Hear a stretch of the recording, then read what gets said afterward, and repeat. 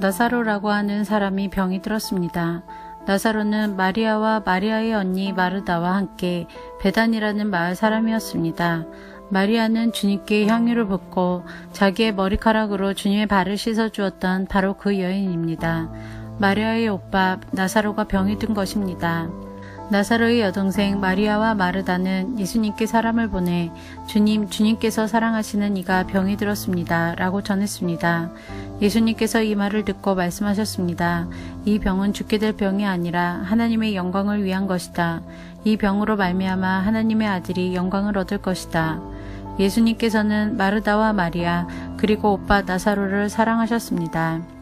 하지만 예수님께서는 나사로가 병들었다는 말을 듣고도 지금 계신 곳에서 이틀을 더 지내셨습니다. 이틀 후 예수님께서는 제자들에게 다시 유대 땅으로 가자고 말씀하셨습니다. 제자들이 예수님께 말했습니다. 하지만 선생님, 방금 전에 유대인들이 주님을 돌로 쳐 죽이려고 하였는데 다시 그곳으로 가려고 하십니까? 예수님께서 대답하셨습니다. 하루 중 낮이 12시간이나 되지 않느냐? 사람이 낮에 걸어다니면 그는 이 세상의 빛을 보기 때문에 넘어지지 않는다. 그러나 밤에 걸어다니면 그 사람 속에 빛이 없으므로 넘어진다. 예수님께서 이 말씀을 하신 후에 이렇게 덧붙이셨습니다. 우리 친구 나사로가 깊이 잠들었으니 그를 깨우러 가야겠다. 그러자 제자들이 말했습니다. 주님, 나사로가 잠들었다면 낫게 될 것입니다. 예수님께서는 나사로가 죽은 것에 대해 말씀하셨지만 예수님의 제자들은 나사로가 정말로 잠을 자고 있는 것으로 생각했습니다. 그때 예수님께서 분명히 말씀하셨습니다.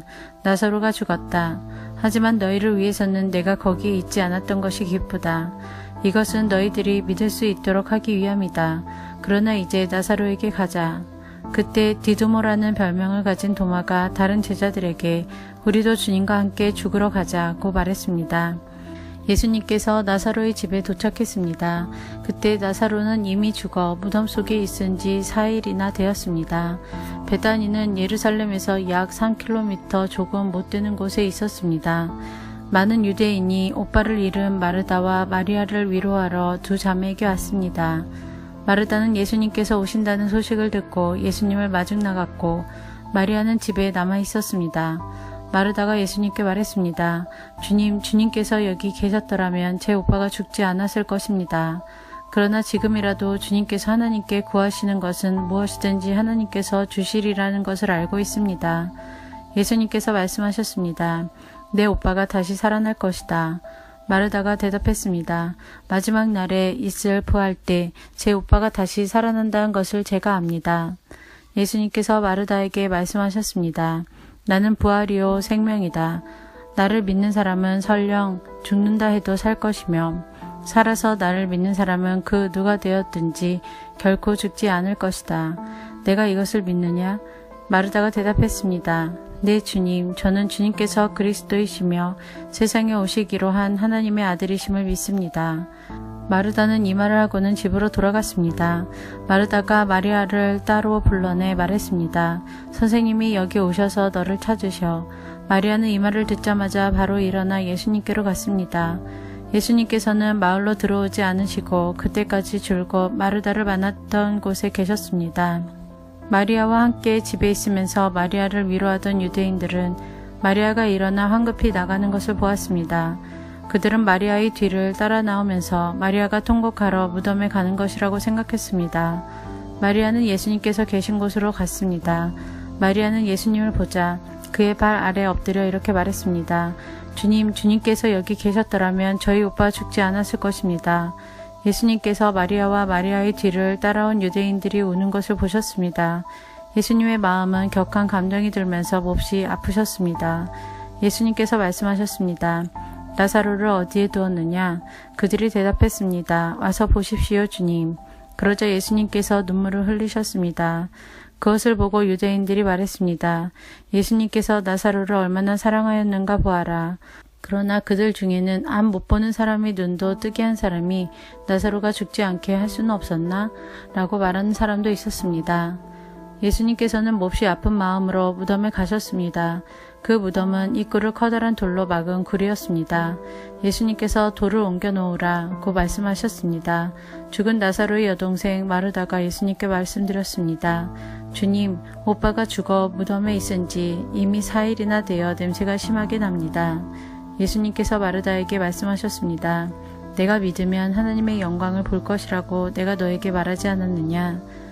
그래서 사람들이 입구에서 돌을 옮겨 놓았습니다. 그때 예수님께서는 고개를 들어 하늘을 보시며 말씀하셨습니다. 아버지, 지금까지 제 말을 들어주셔서 감사합니다. 아버지께서는 언제나 제 말을 들으시는 줄을 제가 압니다. 그러나 저는 주위에 있는 이 사람들을 위하여 그들이 아버지께서 저를 보내셨음을 믿게 하기 위하여 이 말을 한 것입니다. 예수님께서는 이 말씀을 하신 후 큰 소리로 말씀하셨습니다. 나사로야, 나오너라. 죽은 사람이 밖으로 나왔습니다. 그의 손과 발은 천으로 감겨져 있었으며 얼굴도 천으로 둘러싸여 있었습니다. 예수님께서는 사람들에게 천을 풀어주어 다니게 하여라 하고 말씀하셨습니다.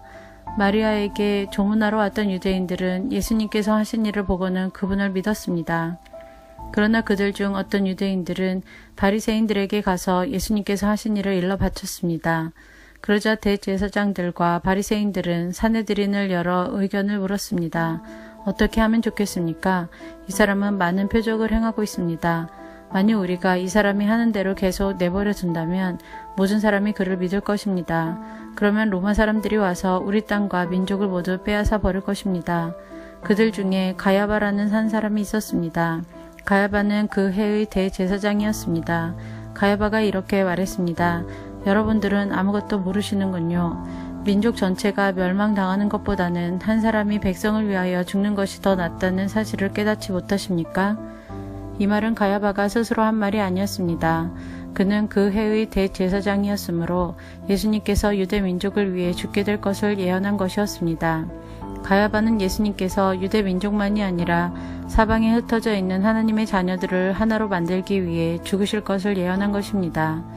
그날 이후 유대의 지도자들은 예수님을 죽일 계획을 세우기 시작했습니다.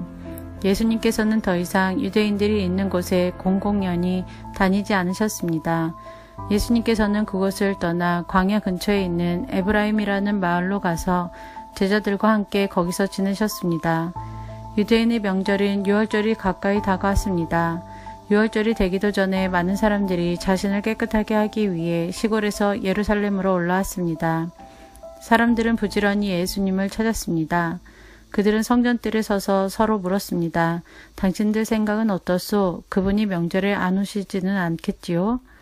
그러나 대제사장들과 바리새인들은 누구든지 예수님께서 계신 곳을 알기만 하면 반드시 자기들에게 알려야 한다고 명령을 내렸습니다. 그것은 예수님을 체포하기 위해서였습니다.